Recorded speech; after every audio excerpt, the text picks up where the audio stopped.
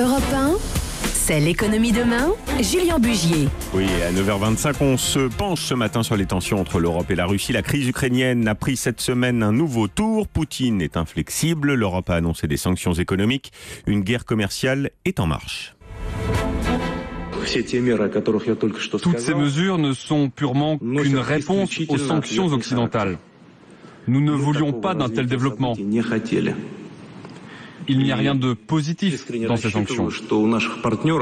Il y a encore des tensions très vives à la frontière de l'Est de l'Ukraine.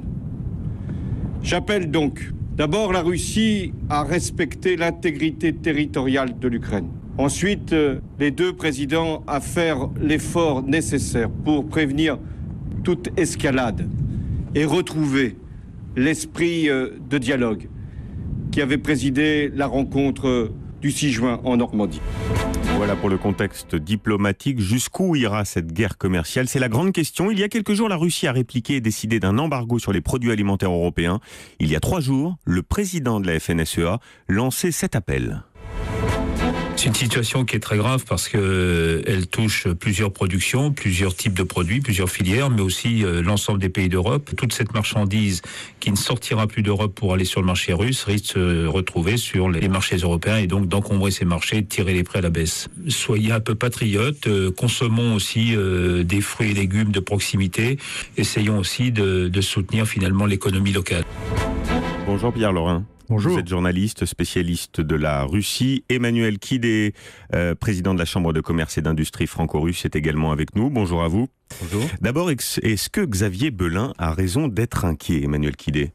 Oui, il a raison, bien évidemment, parce que ça va toucher directement tous les petits producteurs et certaines grandes exploitations. Mais j'entendais l'autre jour un petit exploitant qui a immédiatement licencié 8 saisonniers chez lui et voulait licencier encore 5 personnes. On dit que cet embargo pourrait coûter 250 millions d'euros aux agriculteurs français. Est-ce que vous validez? Oui, j'ai même entendu 400. Donc vous voyez, on est à peu près dans cet ordre de grandeur. Pierre Laurin, comment interpréter cette décision d'embargo russe?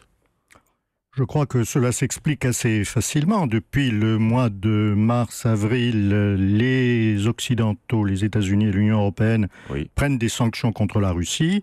Je trouve que la Russie a été relativement patiente avant de riposter seulement maintenant. Qui sera le grand perdant, j'allais dire, de cette guerre commerciale si elle se poursuit? On ne peut pas dire réellement qui sera le grand perdant. L'Union européenne indiscutablement, la Russie aussi indiscutablement. Le principal gagnant seront vraisemblablement les États-Unis. Oui, car les deux régions sont très interdépendantes. Absolument. Les échanges entre l'Union européenne et la Russie représentent à peu près 460 milliards de dollars. Combien d'entreprises françaises sont implantées ou échangent avec la Russie, Emmanuel Kidé? Vous avez à peu près 1200 entreprises françaises présentes en Russie, qui est le second investisseur étranger.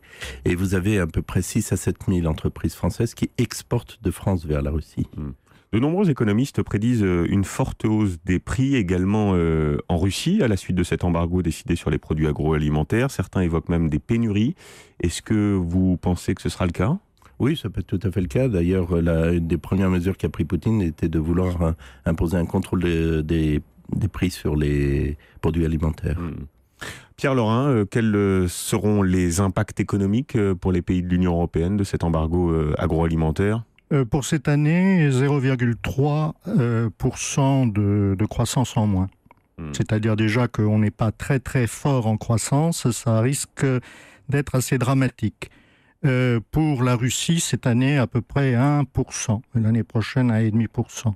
L'agroalimentaire aujourd'hui, demain, les armes, les produits de technologie. Les armes, c'est déjà fait. Et, dans les rapports entre l'Union européenne et la Russie, le commerce des armes et le commerce militaire est interrompu par l'Union européenne. En revanche, il continue de la part de la Russie. Mais simplement, le principal risque, c'est l'énergie. Je crois que si la situation s'envenime, l'énergie pourrait faire partie non pas la suppression des contrats déjà existants, mais un renchérissement du prix de l'énergie est à craindre pour l'Union européenne. C'est-à-dire que la Russie vendrait son hydrocarbure plus cher à l'Union européenne ? Actuellement, le prix du gaz est indexé sur celui du pétrole. Il suffirait que le prix du pétrole monte pour que le prix du gaz suive et faire monter le prix du pétrole, c'est relativement facile. Rappelons que l'Europe est dépendante du gaz russe. Oui, 90% je crois des approvisionnements en Allemagne notamment et en Italie viennent de la Russie. Et pour la France on est sur 50%, c'est ça ? Un peu moins, 25%, mais dans l'ensemble de l'Union européenne c'est 40% des approvisionnements. Et en même temps la Russie ne peut pas demain couper le robinet, sinon c'est autant de cash en moins qui rentre dans ses caisses. Oui, d'autant plus qu'il y a des contrats à long terme qui ne lui permettent pas de le faire. Mais il y a un risque, dites-vous Pierre Laurin. Oui, bien sûr qu'il y a un risque, le risque du renchérissement de l'énergie. Oui. Emmanuel Kidé, vous qui habitez à Moscou, quelle est l'ambiance sur place ? Quel est le sentiment ? Y a-t-il une atmosphère anti-européenne, j'allais dire ? Non, parce que la Russie est très proche de l'Europe et de la France en particulier. Oui. Et il y a toujours une passion très forte entre les Français et la Russie qu'il faut vraiment comprendre. Mais les Russes sont prêts aux sanctions. Les Russes sont prêts à souffrir pour ces sanctions que les Européens, je pense, ne savent pas. On sait que les Russes, notamment, sont très friands des produits européens. Ne plus les voir dans les rayons des supermarchés et des magasins, ça n'est pas un problème. Ils sont patriotes avant tout. Oui, c'est pas un problème aujourd'hui. On est désolé pour notre fromage, mais eux ne l'apprécient pas de la même façon que nous. L'économiste Sergueï Kouriev, ancien proche du régime, réfugié aujourd'hui en France, disait il y a quelques jours 70 milliards de capitaux étrangers ont déjà quitté la Russie et la bourse a chuté de 20%. Cette guerre commerciale a aussi des incidences très fortes sur place en Russie. Oui, c'est vrai. Alors, 70 milliards, ça paraît beaucoup, c'est beaucoup d'argent. On oublie toujours l'argent qui revient en Russie. Oui. Mais surtout, au début, le gouvernement pensait que ça serait l'ordre de 100 milliards. Donc en fait, il y a moins de sorties d'argent que le gouvernement ne l'avait prévu au départ. Mais cet embargo peut donc pénaliser la Russie à plus long terme. L'embargo, bien évidemment, peut pénaliser la Russie, mais le problème, c'est que les sanctions européennes vont sanctionner l'Europe par elle-même. Oui. Donc on est en train de jouer à un jeu de qui perd perd. Oui. Quelle est votre relation, vous, avec les pouvoirs en place et les entreprises russes ? Et que vous disent-elles sur cette guerre commerciale ? Sont-elles inquiètes, par exemple ? Elles sont extrêmement inquiètes et elles ne tiennent pas du tout à ce qu'il y ait une guerre des sanctions qui continue. En fait, pour les entreprises russes, l'Europe est leur premier marché aussi. Et elles tiennent à ce que ça continue. À quoi servent ces sanctions, Pierre Laurin ? Elles servent... Comprenez ma question. Est-ce qu'il y aura derrière un geste de la part de la Russie pour régler cette crise ukrainienne ? Car c'est bien ça le sujet. Je crains fort que non. Tout chacun campe sur ses positions. C'est pas la question de camper sur les positions de chacun, c'est que les sanctions sont contre-productives parce qu'elles créent des tensions, non seulement au sein de l'Union européenne, entre des pays qui sont plus partisans que d'autres, disons, même si les sanctions sont adoptées à l'unanimité des 28, mais en Russie également, cela crée des clivages entre différents groupes à l'intérieur du pouvoir.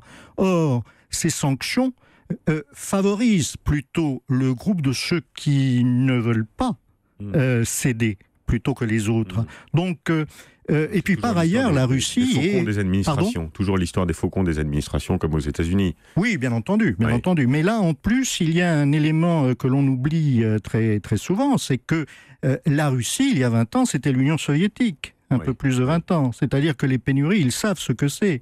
Ils connaissent. Beaucoup disent que ces sanctions décidées par l'Europe ne servent à rien, car au mieux, elles commenceront vraiment à pénaliser la Russie dans 1 an, voire 2 ans. Absolument, oui. Actuellement, les calculs qui sont faits, c'est que cette année, ça va coûter 23 milliards à la Russie. Et l'année prochaine, quelque chose comme 75 milliards. Et pour l'Union européenne, ça va coûter 30 milliards cette année.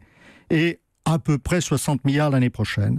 Donc on est effectivement, comme disait M. Kidé, dans une stratégie à qui perd perd. Oui, car aujourd'hui les Européens achètent plus qu'ils ne vendent à la Russie, me semble-t-il, Emmanuel Kidé.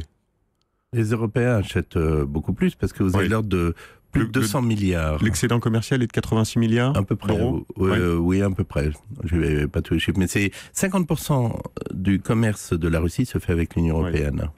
L'aspect qu'on ne mesure pas, vous m'en parliez tout à l'heure en coulisses, c'est que ces sanctions contre la Russie peuvent aussi pousser le pays vers l'Asie et la Chine notamment. Bien entendu, c'est évident. Jusqu'à présent, la Russie était très réticente à conclure un contrat gazier avec la Chine.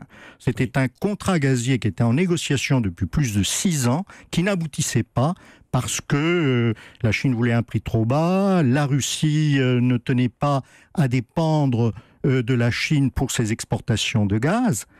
Là, le contrat a été conclu, non pas sur la valeur qui était négociée, qui était de 76 milliards de mètres cubes par an, mais sur la moitié, 36 milliards. C'est-à-dire que la Russie a fait un pas vers la Chine. Et la Chine aussi a fait un pas vers la Russie, puisque le prix est acceptable.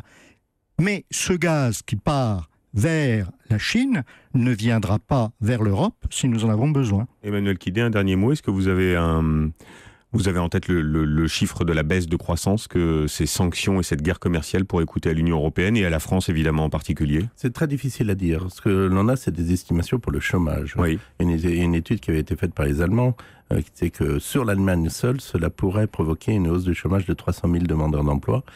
Pour la France, uniquement pour l'Allemagne. Uniquement pour l'Allemagne. Chômeurs en plus. Donc on peut imaginer pour la France que ce soit de l'ordre de 150 à 250 000 chômeurs de plus, donc 1,5 million sur 2 pays de l'Union européenne. Seulement, vous pouvez imaginer sur l'ensemble de l'Union européenne l'impact que cela pourrait avoir. Cette guerre commerciale a aussi des enjeux sociaux. Merci infiniment, messieurs, d'avoir été ce matin avec moi sur Europe 1. Il est 9h36, on marque une pause.